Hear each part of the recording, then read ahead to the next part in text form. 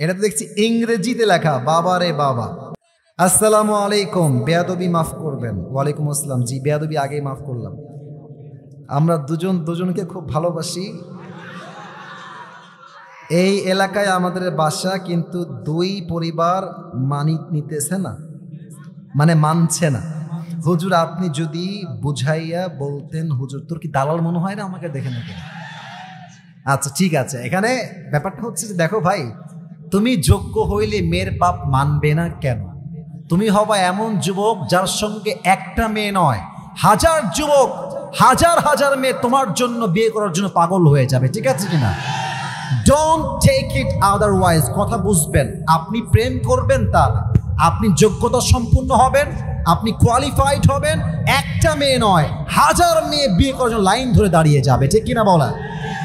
তবে সমস্যা আছে একটা, সেটা হচ্ছে যে আপনি যখন মেয়ের বাপের কাছে ছোট হবেন, তো কেমন যেন মেয়ের বাপরা খুব খারাপ হয়ে গেছে আজকাল। আমার সঙ্গে একটা ছেলে আছে, ওর নাম বলা যাবে না, আমার সঙ্গে থাকে। আমি দেখলাম যে আজকালকার বাবারা মনে করে যে সরকারি চাকরি থাকলেই মনে হয় সবকিছু আমি পাবো। না না, আরে যারা আমরা ব্যবসা করি তারাও তো আমার বড়লোক হতে পারে যুবক ভাইরা। ঠিক আছে কিনা? মেয়ের বাপ ভাবে যে ছেলের অবশ্যই একটা সরকারি চাকরি থাকতে হবে, এবং ছেলেকে কমপক্ষে 1 লাখ টাকা ইনকাম করতে হবে, এবং ছেলেকে অবশ্যই আমার মেয়েকে ডুপ্লেক্স বাসায় রাখতে হবে, নামি দামি গাড়িতে উঠাইতে হবে, ঘোড়ার আন্ডা। আপনার মেয়ে কত বড় লোক, হ্যাঁ? আর চাচাকে কি বলবো, চাচা 50 বছরে যা কামাই করছে, 50 বছরে যা অর্জন করেছে, চাচা ওই অর্জনটা 24 বছরের যুবকের সাথে আশা করে। যুবক ভাই বলবেন, চাচা আপনার যে বুড়া বয়স, আপনার পা তো অলরেডি কবরে ঢুকে গেছে। আপনি এই 70 বছর বয়সে কি করেছেন? এতে একটা জমি কিনেছেন আর একটা বাড়ি, তাই তো? আপনার তো 70 বছর বয়স। আপনি আমাকে 5 বছর সময় দেন, আপনার 1 কাঠা আছে তো আমার 100 বিঘা হয়ে যাবে ইনশাআল্লাহ। স্বপ্ন বড় করো, মেয়েদের পেছনে ঘুরে টাইম বরবাদ করা যাবে না যুবক ভাইরা। টাইমটা অনেক বেশি গুরুত্বপূর্ণ। ঠিক কিনা বলে? এই তোমাদের এই সামনে একটা, এই পেছনে মনে হয়, পেছনে বা সামনে একটা স্কুল দেখলাম, কাউনিয়া স্কুল বা কলেজ মাঠ মনে হয় নাকি? আচ্ছা, ওখানে একটা ইয়া আছে। আমি দেখেছি যে এই কলেজের সামনে, বিশেষ করে ওই যে মেয়েদের যে কলেজগুলো আছে, যখনই ছুটি হয়, গার্লস স্কুল বা উইমেন্স কলেজ, দেখবা যুবকরা ঢিং ঢিং ঢিং ঢিং করতেছে বাইক নিয়ে। তোমরা কি ভাবো যে মেয়ে তোমাকে পছন্দ করবে? মেয়েটা রাস্তা দিয়ে হাঁটবে আর তুমি বাইক নিয়ে মহড়া মারবা। শীতকাল, ঠান্ডায় বাঁচি না আমরা। ওর ভাব কি, শার্ট একটা পরে, আর এখানে দেখবেন চেইন পরে, চেইন পরে এখানে, আর শার্টের এটা এমনি এমনি কইরা কয়েকটা ভাবটা দিয়ে এখানে একটা ব্রেসলাইট পরে, তারপরে ঘড়ি পরে, মালা পরে। দেখলেই মনে হয় লুচ্চা নাম্বার 1 আসতেছে রাস্তা দিয়ে। তোমাকে মেয়ে পছন্দ করবে, তোমাকে যে পছন্দ করবে ওইটা হচ্ছে সেই মেয়ে, যেই মেয়ে আইফোন 16 প্রো ম্যাক্স পাওয়ার জন্য কক্সবাজার ঘুরে আসে। আল্লাহ হেদায়েত দান করুন। সবাই পড়না আমিন। বুঝলে বুঝপাদা, না বুঝলে আল্লাহ বোঝার তৌফিক দান করুন। সবাই পড়না আমিন। এখানে কেউ মনে হয় আরেকটা প্রশ্ন দিয়েছে, এটা তো দেখছি ইংরেজিতে লেখা, বাবা রে বাবা। আচ্ছা আমি বলি, এটাও ওই সেম রিলেটেড প্রশ্ন। সো আচ্ছা দেখি, যে উইদাউট ডিভোর্সিং দ্য বয় আচ্ছা এটাও এই বিয়ে কেন্দ্রিক, এই রিলেশনশিপ কেন্দ্রিক প্রশ্ন। তো যে লিখেছে, আমি পড়া ট্রাই করছি। আসসালামু আলাইকুম হুজুর।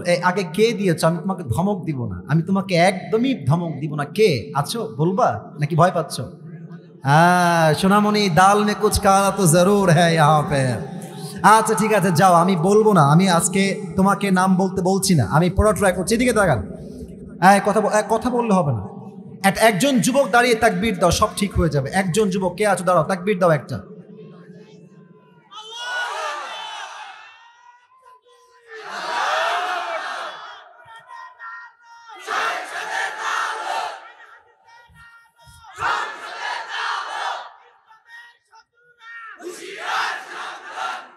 আচ্ছা ঠিক আছে, আমরা পড়ি কি প্রশ্ন দিয়েছে, পড়া ট্রাই করি। আসসালামু আলাইকুম হুজুর, টেক লাভ। ওয়ালাইকুম আসসালাম। প্লিজ আনসার, দয়া করে উত্তর দিবেন। আচ্ছা, আ গার্ল নেমড এ, মানে সে পরিপূর্ণ নামটা উল্লেখ করে নাই, ঠিক আছে? সে লিখেছে marriage a boy named B without her parents permission, মানে একটা মেয়ে এবং একটা ছেলে, এই যে এ দিয়ে বি দিয়ে নাম দিয়ে বুঝাইছে, তারা আব্বা আম্মার পারমিশন ছাড়া বিয়ে করেছে। After some days the girl named এ, তারপরে কি লিখেছে এটা রে বাবা, বোঝা যাচ্ছে না। আচ্ছা, ওই মেয়েটা, এ নামের মেয়েটা দূরে চলে গেছে। And marriage another boy named C without divorcing the boy named B, what should they do now? That's a very important question. সে প্রশ্ন করেছে কি, আমি বোঝাচ্ছি আপনাদেরকে, আমি আবারও পরে জাস্ট ট্রান্সলেশন করছি বোঝাবার স্বার্থে। A girl named A marriage a boy named B, একজন এ নামের ছেলে বি নামের মেয়েকে বিয়ে করেছে পারমিশন ছাড়া, উইথআউট হার প্যারেন্টস পারমিশন, কোনো অনুমতি ছাড়াই বিয়ে করেছে। After some days the girl named A marriage another boy, অর্থাৎ যেই মেয়েকে সেই প্রথম যুবক বিয়ে করেছিল ওই মেয়েটা আরেক যুবককে বিয়ে করে ফেলেছে। এখন সে লিখেছে, এখন সে বলতেছে without divorcing the boy name B, অর্থাৎ আগে যেই যুবকের সঙ্গে বিয়ে হয়েছিল তাকে ডিভোর্স দেওয়া ছাড়াই এই মেয়েটা আরেক জায়গায় বিয়ে করেছে। What should they do now? এখন তার প্রশ্ন হচ্ছে, হুজুর তারা কি করবে? প্রথম কথায় আমি বলতে চাই, মেয়েটার বিয়েটা হয় নাই। এর কারণ কি, যদি কোনো মেয়ে সেকেন্ড কোনো বিয়ে করতে চায় তার স্বামীকে রেখে, তার স্বামীকে তাকে তালাক দিতে হবে, তালাক দিলেই হবে না, 3টা পিরিয়ড পার করতে হবে। 3টা পিরিয়ড যখন পার হবে তখন স্বামী এবং স্ত্রীর মাঝে রিলেশনশিপটা ফুললি ব্রেকআপ হবে, তখন মেয়েটা চাইলে অন্য কোনো জায়গায় বিয়ে বসতে পারে। এখন সে যে প্রশ্ন করেছে, এই প্রশ্ন হচ্ছে এমন, হুজুর সে ওই প্রথম ছেলেকে ডিভোর্স না দিয়ে আবার আরেক জায়গায় বিয়ে করেছে। আমার মনে হয় যেই মেয়ে প্রথম স্বামীর থেকে ডিভোর্স না নিয়েই অন্য কোথাও বিয়ে বসে যায় তার চরিত্রে নিশ্চিত ভেজাল আছে যুবক ভাইরা। আর আমি একটা কথা মনে প্রাণে বিশ্বাস করি, বিশ্বাস বড় একটা দামি জিনিস, সস্তা মানুষ বিশ্বাসের মান ধরে রাখতে পারে না। যেই মেয়েটা তোমাকে ডিভোর্স না দিয়েই বিয়ে করেছে, মনে রাখবা ওইটা স্বামীর সঙ্গে থাকলেও জেনা হবে, শুইলেও জেনা হবে, ডানে বামে যাবে, একসঙ্গে থাকবে, দ্বিতীয় স্বামীর সঙ্গে প্রত্যেকটা কাজ জেনার শামিল হবে, কারণ তার প্রথম বিয়ের থেকে সে এখনো মুক্তি পেতে পারে নাই। কথা ঠিক আছে কিনা বলে? আর যে আমাকে প্রশ্ন দিয়েছো তাকে আমি এতটুকু বলতে চাই, যদি এটা তোমারই ওয়াইফ হয়, আমি জানি না কার ওয়াইফ, বাট তোমার বন্ধুরও যদি ওয়াইফ হয়, বন্ধুকে আমার এই মেসেজটা বা ভিডিও পাঠিয়ে দিও, এরকম মেয়ের সঙ্গে সংসার করার কোনো দরকার নেই। এবং এই মেয়েটা যা করছে এখন, বিশ্বাস করেন, যাকে যে বিয়ে করেছে ওই মেয়েটা যাকে বিয়ে করছে ওর জীবনটাও জাহান্নাম হয়ে যাবে। এবং মেয়েরা ভাই কি বলবো, বললে কথা বের হয়, মেয়েরা বিয়ের সময় এত পরিমাণ মিথ্যা বলে,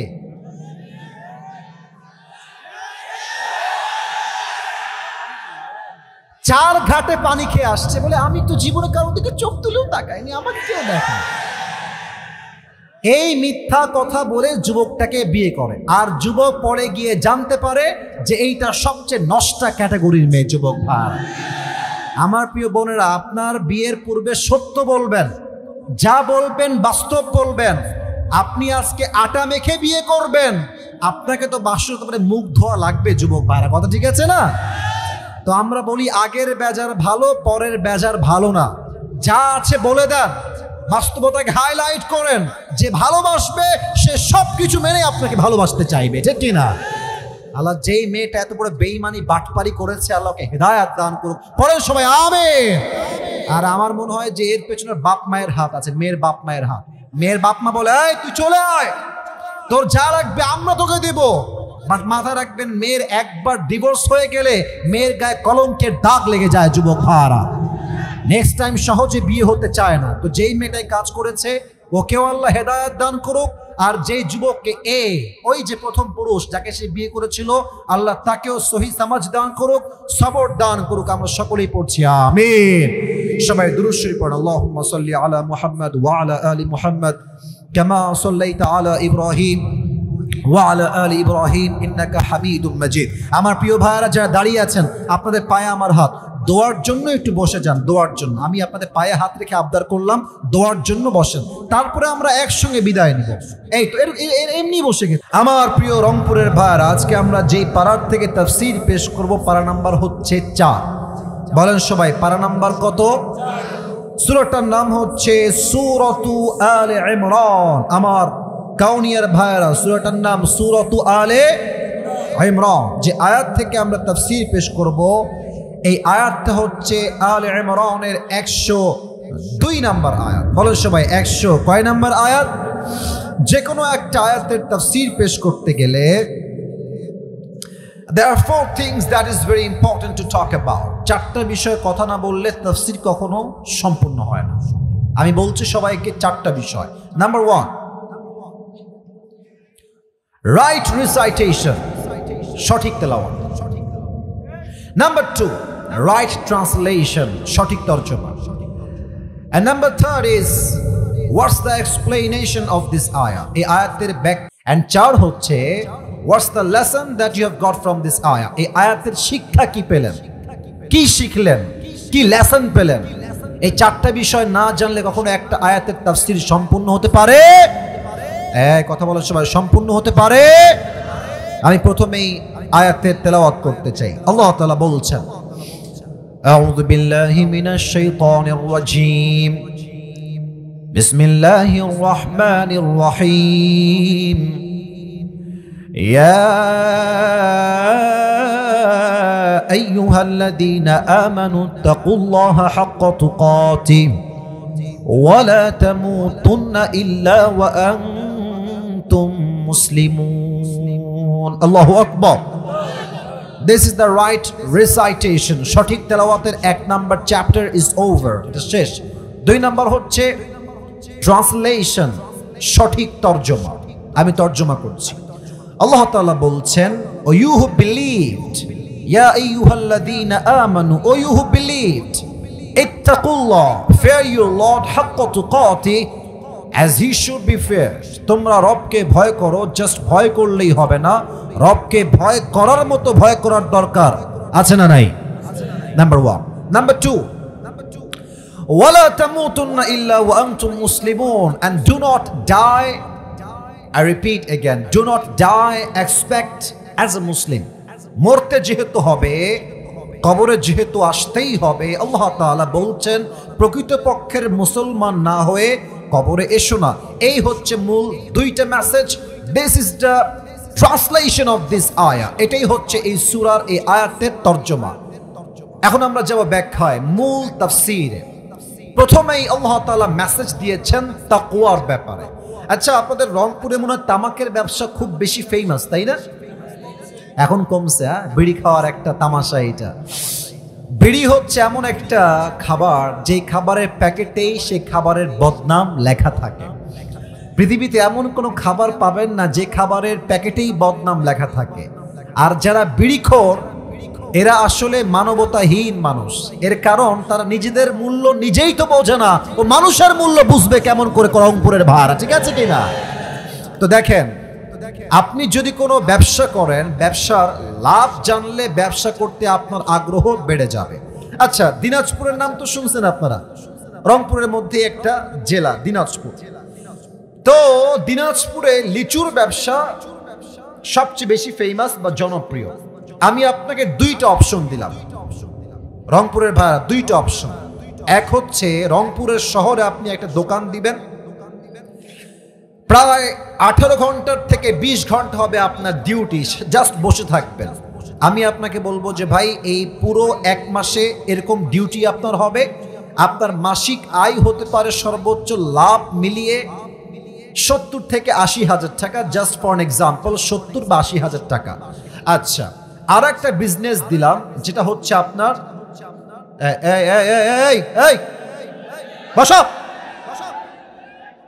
নতুন নাকি মাহফিলে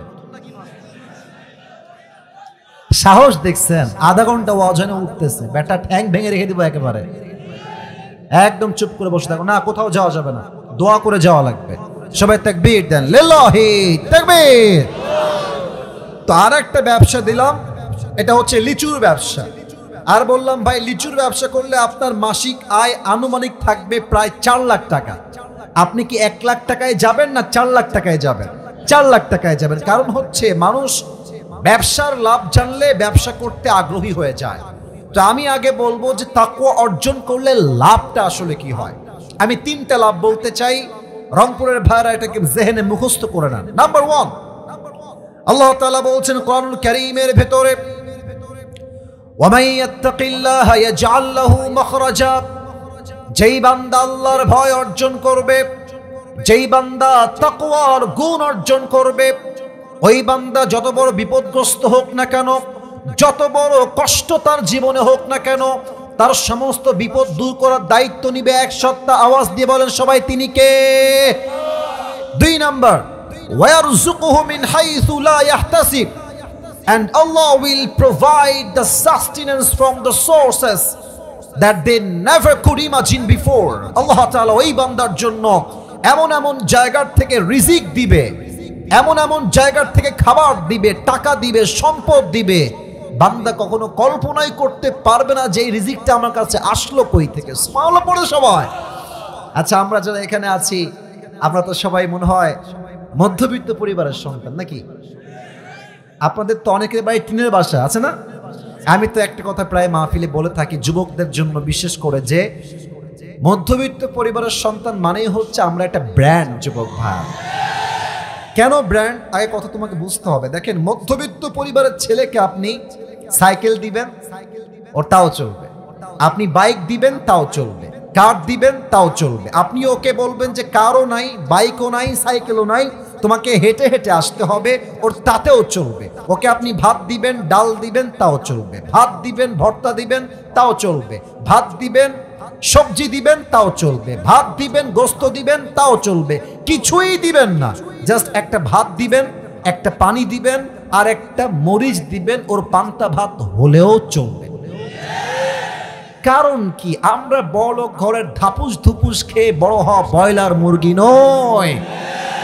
আমরা মধ্যবিত্ত পরিবারের সন্তান, আমরা কঠোর পরিশ্রমী সন্তান, রংপুরের ভাড়া। আল্লাহ বলছে, বান্দা যতই মধ্যবিত্ত পরিবারের সন্তান হও না কেন, আমি আল্লাহকে ভয় করব। লাভ কি হবে? তোমার রিজিকের অভাব তুমি জীবনে কখনোই ফিল করতে পারবে না। সুবহানাল্লাহ পড়ে সবাই। আমি আপনাকে একটা কথা এখন বলতে চাই, এটা আমার জীবন থেকে কথা। তবে অনেকে ভাববেন আসিফ হুজুর মনে যে শো অফ করছেন। It's not like that. আমি বলতে চাই যে আমি অনেক বড় মুত্তাকি তা নই, তবে আল্লাহর ভয় আমার মাঝে একটু হলেও তো আছে, আছে না?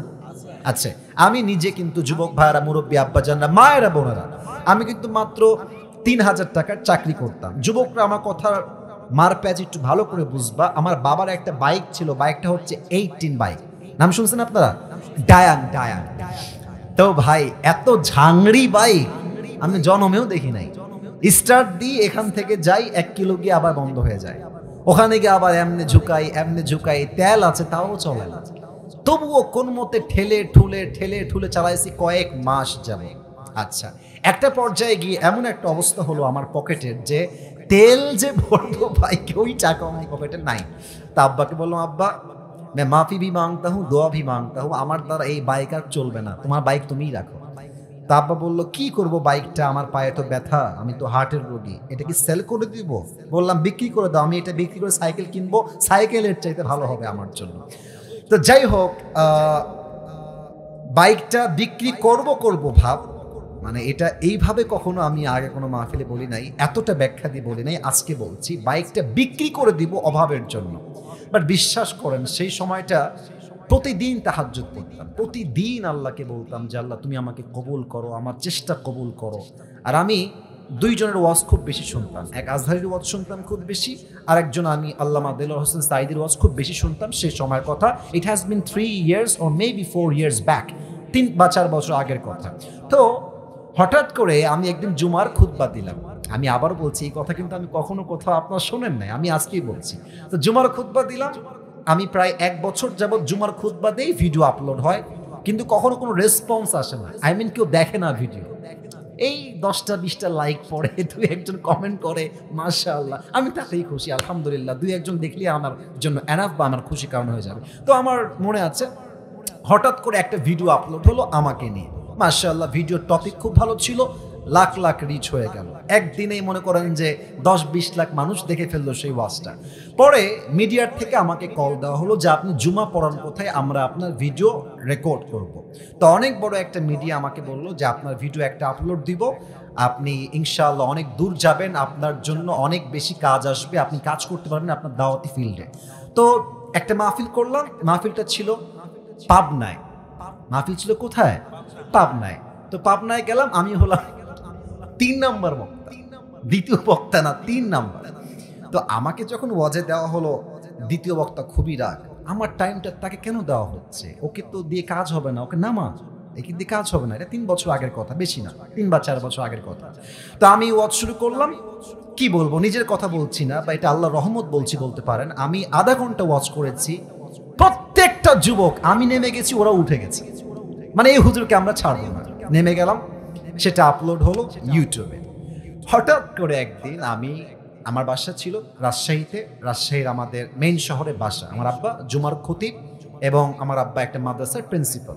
তো আমি বাইপাস দিয়ে যাচ্ছি বাইক নিয়ে, ভাই আমার কাছে কিছুই নাই, বিশ্বাস করেন, না আছে টাকা, আর আমার 2টা সাদা পাঞ্জাবি ছিল, আর আমি যেই জুমার খুতবা দিতাম, জুব্বা যে পরবো, জুব্বাও ছিল না ভালো।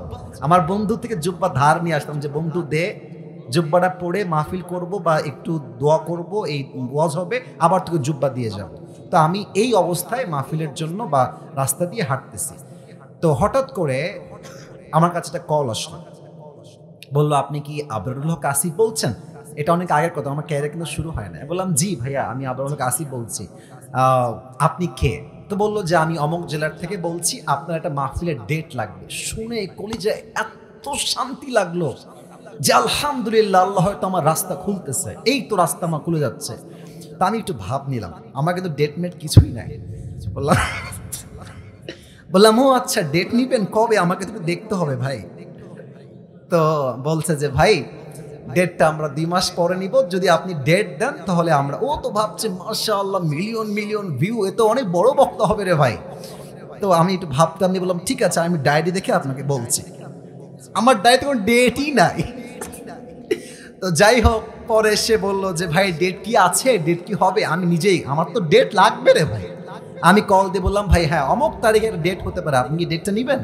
তো বলছে অবশ্যই নিব। তো বলছে যে ভাই আপনার হাদিয়া কত? আমি তো জীবনে হাদিয়াই নিই না, হাদিয়া কত বলবো। এখন বলছি যে ভাইয়া হাদিয়া আসলে বলা যাবে না, আপনি বলেন যে আপনি আমাকে কত দিবেন। তো আমার বেতন কিন্তু ভাই মাত্র 3,000 টাকা, এবং 3,000 টাকা এত কম আমার জন্য, বাইকের তেল ভরতে আমার 3,000 টাকা শেষ হয়ে যায়, খাবো কি আর পরবো কি। তো আমার ভাই বলছে যে আপনি একটু বললে আমার জন্য খুব ভালো হয়। আমি বললাম যে আপনাদের গত বছরে কে আসছিল? বলছে অমুক একজন বক্তা আসলো। কয় টাকা দিয়েছেন? বলছে 20,000 টাকা দিয়েছি। 20, মনে বলছি 20,000 টাকা, আর ওকে বলছি ভাই এটা কোনো টাকা হইল?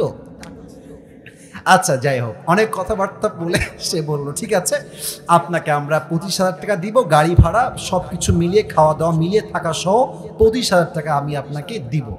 তো বললাম দিব বললেই তো হবে না ভাইজান, আপনাকে তাকে অ্যাডভান্স করতে হবে, না আমি প্রোগ্রামটা কনফার্ম মনে করব কেমন করে।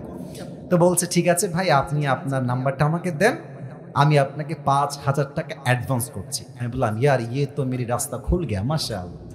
তো বলছে ঠিক আছে আমি আপনাকে দিচ্ছি, নাম্বারটা আমাকে পাঠান। তো নাম্বার দিলাম, 3 দিন কোনো খবর নাই। মনটা আবার খারাপ, যে আল্লাহ ডেটটা কি তাহলে পাবোই না। তো 3 দিন পরে আবার আমার ভাই কল দিয়ে বলছে প্রিয় ভাই আপনাকে তো আমি টাকা দিব, বাট আমি টাকা তুলতে পারি নাই এলাকার থেকে, তাই টাকাটা দিতে পারি নাই। তো মাশাআল্লাহ সবাই আমাকে টাকা দিয়ে দিয়েছে, আপনার নাম্বারে আমি এখনই টাকা পাঠাচ্ছি। তো আমাকে ওই প্রথম মাহফিলের জন্য 5,000 টাকা অ্যাডভান্স দেওয়া হয়, এবং 5,000 টাকায় আমি আমার আব্বা আম্মাকে দিয়ে দিয়েছি।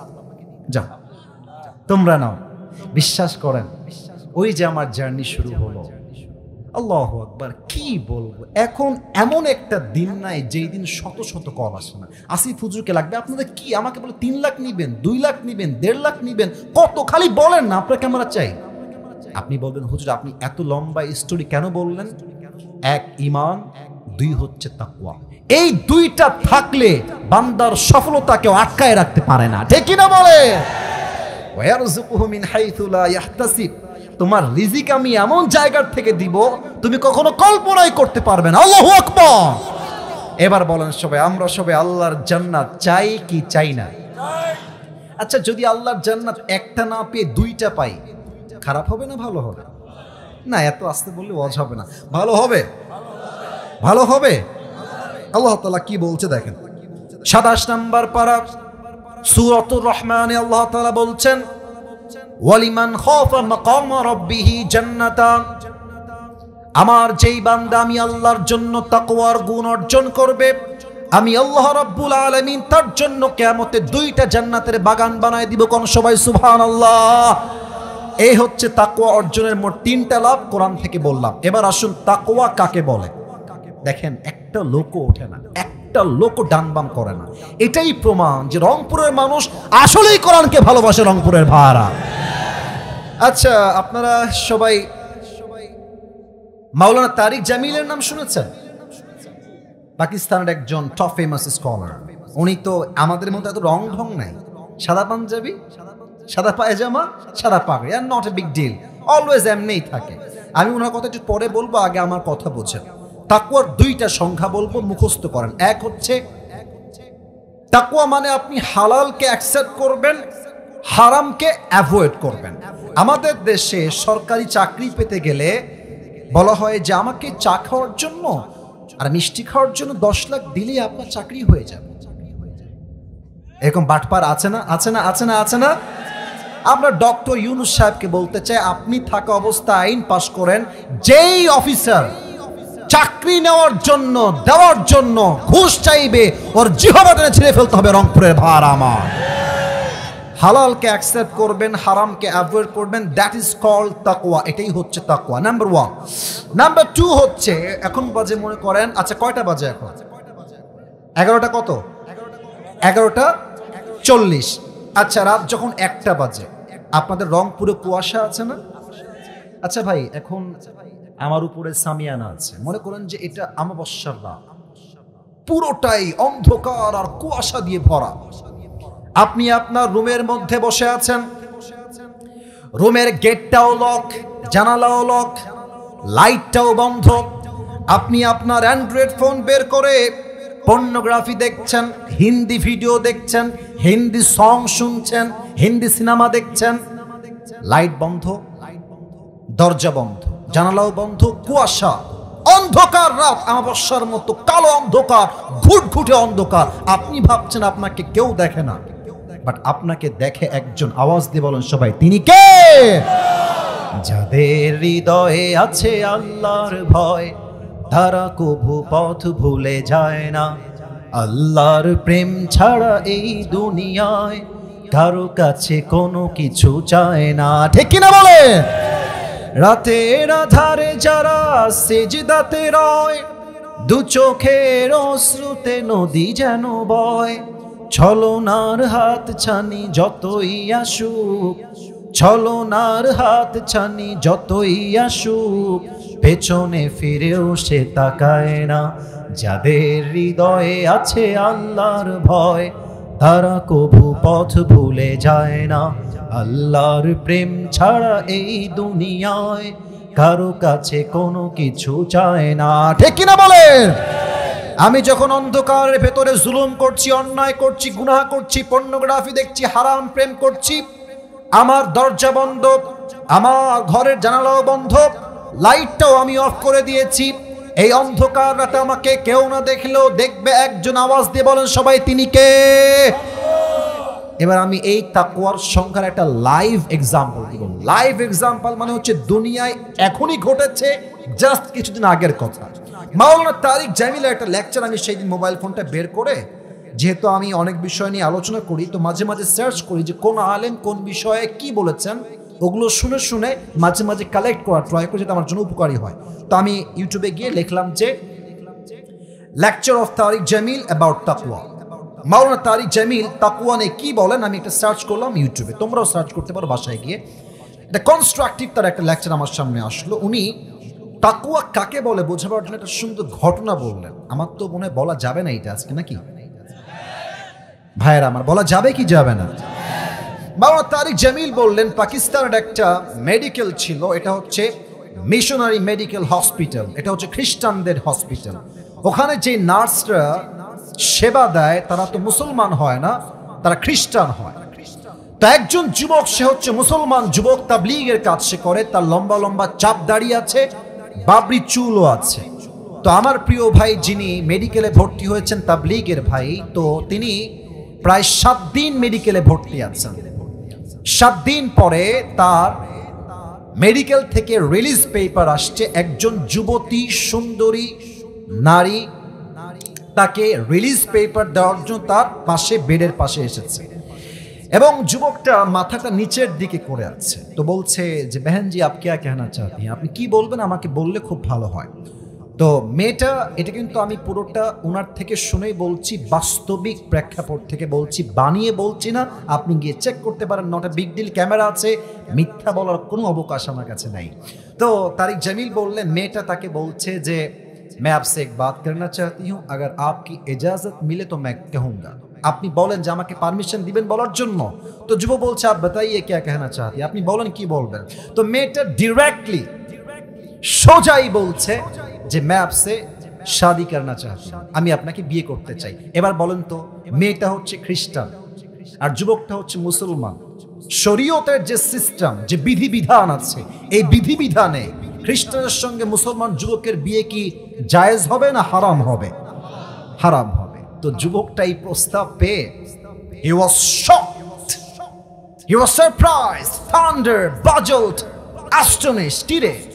আমি হলাম খ্রিস্টান, আমি হলাম মুসলমান, সে হচ্ছে খ্রিস্টান, সে আমাকে কেন বিয়ে করতে চাই? তো যুবকটা খুব বিনয়ের সঙ্গে বলছে, বোন, यहाँ पे बहुत सारे लड़के हैं, इनको छोड़कर आपने मुझे ही क्यों चूज किया, সব বাদ দিয়ে আমাকে কেন? তো মেয়েটা একটা কঠিন জবাব দিয়েছে, এটা তাকওয়ার সঙ্গে রিলেটেড, এটা তাকওয়ার সঙ্গে সম্পৃক্ত। মেয়েটা বলছে, যুবক দেখো, I have been working here for 2 years, আমি 2 বছর থেকে এখানে নার্স আছি। তো আমি এই রুমে যখনই ঢুকি, আমি দেখি সবাই আমার দিকে চোখ তুলে ফ্যাল করে দেখছে, এত সুন্দরী মেয়ে। ইভেন আমাদের যত নার্স আছে, আমি হলাম সবচেয়ে সুন্দরী মেয়ে, পাকিস্তানের মেয়ে, ভাবেন না কত সুন্দর হতে পারে। তো যুবক বলছে, উসকে বাদ বাতাইয়ে, তারপরে কি বলেন? বলছে যে আমি যখনই এই রুমে প্রবেশ করি, मैं देखता हूं कि हर कोई मेरी तरफ आंख उठा के देख रहा है, लेकिन तुम अकेले इंसान हो जिसने आज तक मुझे एक मर्तबा के लिए भी आंख उठा के नहीं देखा। তুমি এমন যুবক, যে যুবক আজ অব্দি আমার দিকে চোখ তুলেই তাকাও নাই। আমি তো অবাক হয়ে গেলাম যে সবাই দেখে, এই দেখে না কেন আমাকে? তো আমি আমার একজন কলিগকে বললাম যে দেখেন তো, সব যুবক আমার দিকে তাকায়, আমার রূপের বর্ণনা করে, রূপ দেখে পাগল হয়ে যায়, এই যুবকটা আজ অব্দি আমার দিকে চোখ তুলেই তাকায় না। তো সে আমাকে বলল, ওই যুবকটা জানে যে আমি যদি কোনো মেয়ের দিকে তাকিয়ে চোখের স্বাদ গ্রহণ করি, আমি মুসলমান ঘরের যুবক, আমাকে কেউ না দেখলেও আমাকে দেখবে একজন, তিনি কে? तब मुझे पता चला कि यार ये तो अल्लाह से बहुत डरते हैं, इसलिए किसी को नहीं देखते आंख से। तो बोलছে, ও अच्छा अच्छा, আপনি এই জন্য আমাকে বিয়ে করবেন, लेकिन बहन जी एक शर्त है, अगर आप मुझसे शादी करना ही चाहती है तो आपको पहले मुसलमान होना पड़ेगा, वरना ये शादी मंजूर नहीं हो सकती। আপনি মুসলমান না হলে তো আমাদের বিয়েই হবে না। তো মেয়েটা বলছে, अगर आप राजी हो जाए तो मैं अभी के अभी कलमा पढ़ के मुसलमान हो जाऊंगी। আপনি বলেন না আপনি রাজি আছেন কিনা? আপনি রাজি থাকলে, আরে বলেন না, মিয়াঁ বিবি রাজি তো क्या करेगा। বাস মেয়েটা কালেমা পড়ে মুসলমান হয়ে গেল। খ্রিস্টান মেয়ের সঙ্গে মুসলমান যুবকের বিয়ে হলো একটাই কারণ, যুবকটার হৃদয়ে ভয় আছে এক সত্তার, তিনি কে? আচ্ছা আমার দিকে তাকান তো, এই যে আমি জামাটা পরে আছি, এই যে এটা আমার এই জামাটা, এটা তো কোটি, ওয়েস্ট কোট, এটা কি পাঞ্জাবি না জুব্বা? হ্যাঁ, কথা ঠিক আছে, ভয় নাই, বলো সবাই, পাঞ্জাবি না জুব্বা? আমার স্যার পাশে বসে আছেন, এটা পাঞ্জাবি পরে আছেন স্যার। পাঞ্জাবি হচ্ছে আপনার হাঁটু, তাই না? আর জুব্বা হচ্ছে টাকনু। পাঞ্জাবি হচ্ছে আমি হাদিস বলবো তাই বলছি, অন্য কোনো উদ্দেশ্য নাই। এটা হচ্ছে পাঞ্জাবি, 2 পাশে কাটা বা ফাড়া, আর জুব্বা হচ্ছে রাউন্ড গোল, আর নিচে গিয়ে টাকনু পর্যন্ত জুব্বাটা থেকে যায়। This is the difference between Punjabi and জুব্বা। তো ওমর ফারুক জুমার খুতবা দিচ্ছেন জুমার মেম্বারে দাঁড়িয়ে, হঠাৎ করে একজন সাহাবী সামনের থেকে দাঁড়িয়ে গিয়েছে, ডাক দিয়ে বলছে, ওমর তোমার জুব্বার সাইজ তো লম্বা হলো কেমনে? তুমি কি রাষ্ট্রের টাকা মেরে খেয়েছো নাকি? ওমর তোমার জুব্বা এত লম্বা, কোনো ব্যাপার স্যাপার কি? এত বাজে কথা, আমার মনে হয় এই দেশের প্রধানমন্ত্রী তো অনেক দূরের কথা, কোন চেয়ারম্যানকে ওই কথা কেউ যদি বলে ওর পিঠের চামড়া একটাও খুঁজে পাওয়া যাবে না, ঠিক কিনা বলে? তা আমার দিকে তাকান, ওমরে ফারুক এত বাজে কথা শুনে মুচকি হাসতেছে, কোনো রিয়াকশন নাই। আর পাশ থেকে তার ছেলে আব্দুল্লাহ ইবনে ওমর দাঁড়িয়ে গিয়েছে, বলছে এই তোর মাথা ঠিক আছে? কাকে তুমি কি বলছো? মিয়া বসো, তুমি চেনো তাকে, তুমি কাকে কি বলছো? বসো। আমার বাপের জুব্বা লম্বা কেন আমি তোমাকে ইতিহাস বলছি। এবার আব্দুল্লাহ ইবনে ওমর ডাক দিয়ে বলছে, প্রিয় ভাইরা আমার, প্রত্যেক বছর রাষ্ট্র থেকে আমরা 2টা জুব্বা পাই, আব্বা পায় একটা, আমি পাই একটা। এবার যেই জুব্বা আমরা রাষ্ট্র থেকে পেয়েছি, আমার জুব্বার সাইজ ঠিকঠাক আছে, আর আমার জুব্বার সাইজ তো ঠিকঠাক ঠিক আছে, আব্বারটা ছোট হয়ে গেছে। টিস্যু দেখেন, এটা হচ্ছে ওমরে ফারুকের ছেলের জুব্বা, আর এটা হচ্ছে ওমরে ফারুকের জুব্বা। বোঝাবার স্বার্থে প্র্যাকটিক্যালি আমি এটাকে একটু ছেঁড়া ট্রাই করছি। এবার রংপুরের ভাইরা, এটা হচ্ছে আমার বাম হাত যেখানে ছেঁড়া আছে, আর ডান হাত যেখানে পুরোটাই লম্বা আছে। একটু বুঝে বলেন তো, এটাও জুব্বা এটাও জুব্বা, আমার বাম হাতের জুব্বা বেশি লম্বা না ডান হাতের জুব্বা বেশি লম্বা? হ্যাঁ, ডান হাতে। বলুন সবাই, কোন হাতে? আচ্ছা, তাহলে ছেলের জুব্বা সাইজ পারফেক্ট, বাবার জুব্বা ছোট হয়ে গেছে। এবার আমাকে বুঝলে উত্তরটা, একজন প্রধানমন্ত্রী একটা নতুন জুব্বা চাইলে আবার কিনতে পারে না? এখানে কিন্তু রাষ্ট্র নিয়ে কথা হচ্ছে, বুঝতে হবে। পারে কি পারে না? একটা কেন, লাখ লাখ জুব্বা কিনতে পারে রাষ্ট্রের টাকা দিয়ে। ওমরে ফারুক বলছে, আব্বাজান এদিকে আসো, আব্দুল্লাহ এদিকে আসো, তোমার জুব্বা নিয়ে আসো। জুব্বা নিয়ে আসছে। বলছে, আব্বা কি করতে হবে? বলছে, নিচে তোমার জুব্বাটা গোল করে কেটে ফেলো। কাটছে। আব্বা এবার কি করব? দর্জি নিয়ে আসো। দর্জি এসেছে। মহারাজ কি করতে হবে আমাকে বলেন। বলছে, এই যে আমার সন্তানের জুব্বার কাটা পট্টিটা আছে না, এটাকে আমার জুব্বার সঙ্গে লাগায় তালি বেঁধে দাও। তালি বেঁধেছে, তালিটা বাঁধার জন্য জুব্বাটা লম্বা হয়ে গেছে। ওমরে ফারুক তালি দেওয়া ছেঁড়া জুব্বা পরিধান করেছে, রাষ্ট্রের 1 পয়সা মেরে খায় নাই, ঠিক কিনা বলে? তা আব্দুল্লাহ বলছে, কেন খায় নাই? আমার আব্বা বলেছে যে, আব্বা আমি যদি রাষ্ট্রের 1টা পয়সা মেরে খাই, কখনো ভুলে ইচ্ছায় অনিচ্ছায় আমাকে কেউ না দেখলেও আমাকে দেখবে একজন। আওয়াজ দিয়ে বলেন সবাই, তিনি কে? সবাইকে একটা ওয়াদা করাবো, সবাই 2টা হাত তোলেন, 2টা হাত সবাই তোলেন। সবাই তাকবীর দেওয়া লাগবে না, আগে আমার কথা বোঝেন। সবাই একটা কাশি দেন, আমাকে বলেন সবাই, হুজুর। আরে यार जोर से बोलो, বলেন সবাই, হুজুর। যেহেতু আজ আমরা 1 ঘন্টা ওয়াজ শুনেই ফেলেছি, আমরা রংপুরের সন্তান। এটা কোনো রংপুরের সন্তানদের আওয়াজ হইল? বলেন সবাই, আমরা রংপুরের সন্তান। আপনাকে ওয়াদা দিলাম, দোয়া না করে কেউ উঠে হাত দেখান, যাব না। বলেন সবাই, হাত তুলে ইনশাআল্লাহ। এবার যদি কেউ উঠে যায়, আল্লাহর হাবিব বলেছেন, লা ঈমান আল্লাহ লিমান লা আমান আল্লাহ, যার কথা ঠিক নাই তার ইমানের ঠিক নাই। রংপুরের ভাড়া, ঠিক কিনা বলে? এক লোক বিদেশ থেকে আসছে বাংলাদেশে, বাংলাদেশে এসে চট্টগ্রামে ল্যান্ড করেছে। কোন গ্রামে? চট্টগ্রামে। তো চট্টগ্রাম থেকে তিনি ঢাকায় আসবেন, একটা কারে উঠেছেন।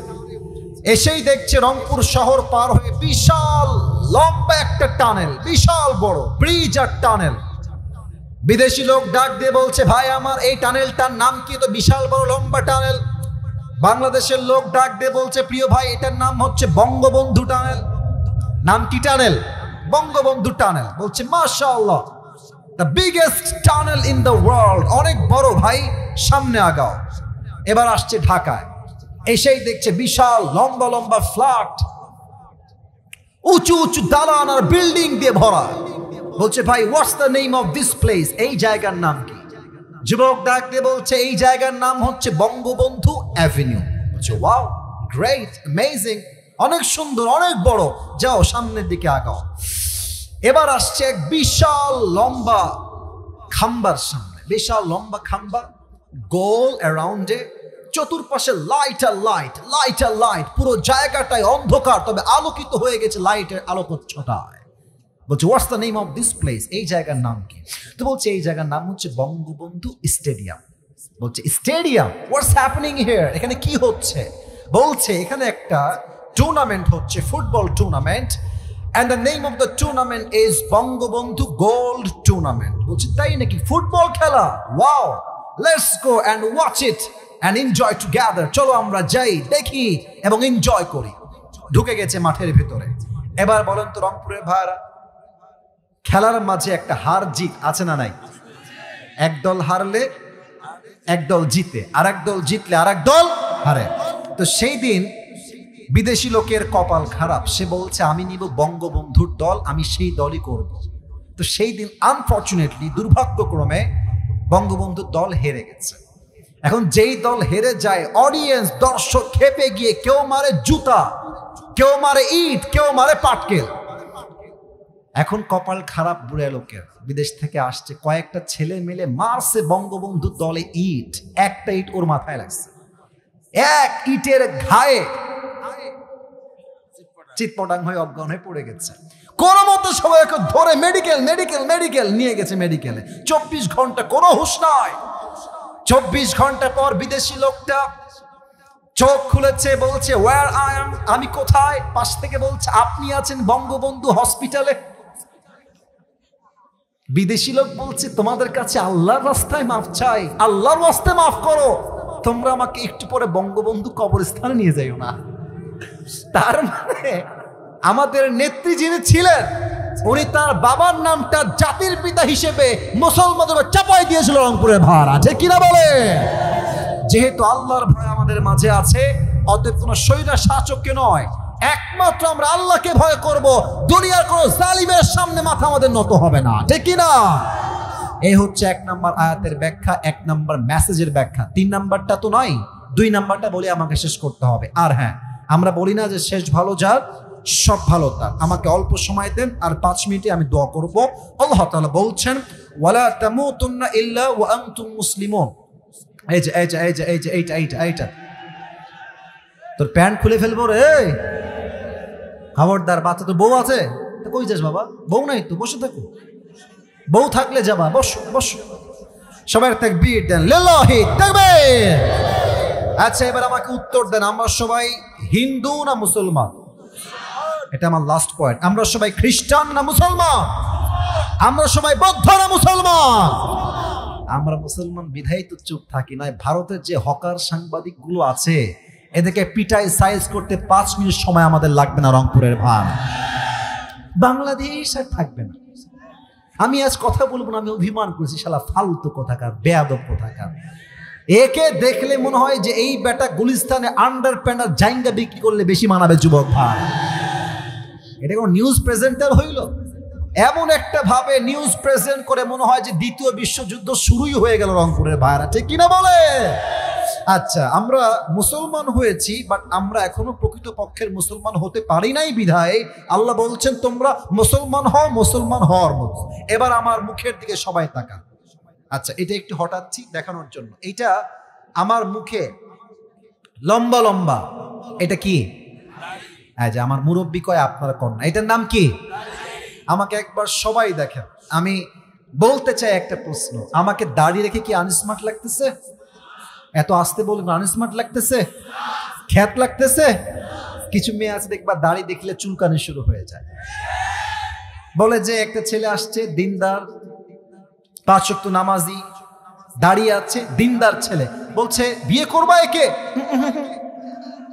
গাঞ্জাখোর নিয়ে আসছে, একটা গাঞ্জাখোর, ডানে চুল নাই, বামে নাই, মাঝখানে লম্বা লম্বা সজারুর মতো বিশাল বড় বড় চুল। বলছে সে কি করে? বলে সে একজন প্রফেশনাল টিকটকার। বলছে হ্যাঁ হ্যাঁ, এটাই আমার লাগবে। তার মানে কিছু মেয়ে আছে দাড়িওয়ালা পছন্দ হয় না, গাঞ্জাখোরকে পছন্দ হয় রংপুরের ভাই। আমাদের কথাই স্পষ্ট, আমরা প্রকৃত পক্ষের মুসলমান হতে চাই। যেই মেয়ে আমাকে দাড়ির জন্য বিয়ে করতে চায় না, সোজা সাপটা কথা, সেই মেয়ে আমার বউ হওয়ারই কোনো যোগ্যতা রাখে না রংপুরের ভাড়া।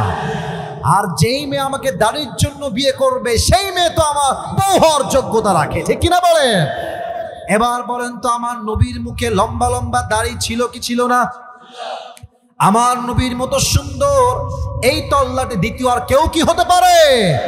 যাদের চেয়ে সুন্দর তুমি, নবী আমার কামলিওয়ালা, দো জাহানের বাদশাহ তুমি, প্যারা নবী সাল্লাল্লাহু আলা, দো জাহানের বাদশাহ তুমি, প্যারা নবী সাল্লাল্লাহু আলা, যাদের চেয়ে সুন্দর তুমি, নবী আমার কামলিওয়ালা। সুবহানাল্লাহ পড়ার সময়। অতএব মুসলমান হতে চাইলে নামে নয় কাজে হতে হবে। কাজে হতে হলে কি করতে হবে? নবীর প্রত্যেকটা সুন্নাহকে মানতে হবে, 1 নাম্বার পয়েন্ট। 2 নাম্বারটাই শেষ। এটা বলে আমরা দোয়ার দিকে যাব। কেউ মনোযোগ ডান বাম করবেন না। আচ্ছা, প্রশ্ন করতে চাই সবাইকে, এটাই আমার শেষ পয়েন্ট। বুঝে উত্তর দিবেন, ভুল দিবেন অনেকে, 90% বেশি ভুল উত্তর হতে পারে এবার। তাই আগেই সতর্ক করছি, ভুলে না বুঝে উত্তর দেন। বলেন তো কবরের প্রশ্ন হবে কয়টা? 4টা। বলেন সবাই কয়টা? এটা আমি বলছি আয়াতের সঙ্গে রিলেটেড। আচ্ছা, আমার হাতে একটা কাগজ আছে। আপনাদের রংপুরের সবচেয়ে বড় কলেজের নাম কি? সবচেয়ে বড় কলেজ? আচ্ছা, মনে করেন যে কালকে আমার সেই কলেজে একটা এক্সাম আছে সকালবেলা। তো আমি বই নিয়েছি, এক্সামে যাব পরীক্ষা দেওয়ার জন্য। আমি জাস্ট বোঝাবার স্বার্থে, ইটস নট রিয়েল, বোঝাবার স্বার্থে আমি একটা গাইডলাইন নিলাম বা একটা বই নিলাম। কালকে আমার পরীক্ষা আছে, আমি পড়ছি। প্রশ্ন আছে বাংলাদেশের রাজধানীর নাম কি? লেখা আছে উত্তরে ঢাকা। আবার দ্বিতীয় প্রশ্ন আছে বাংলাদেশের সবচেয়ে বড় সামুদ্রিক সৈকত কোথায়? সবচেয়ে বড় সমুদ্রের সৈকত। উত্তর আছে কক্সবাজার। উত্তর কি? আমি এটা ব্রেন দিয়ে মুখস্থ করলাম, ব্রেন দিয়ে। আগামীকাল রংপুরে কলেজে আমি গেলাম, স্যার আমাকে বললেন, এই নেন আসিফ হুজুর, এটা হচ্ছে আপনার প্রশ্নপত্র, এটা নেন।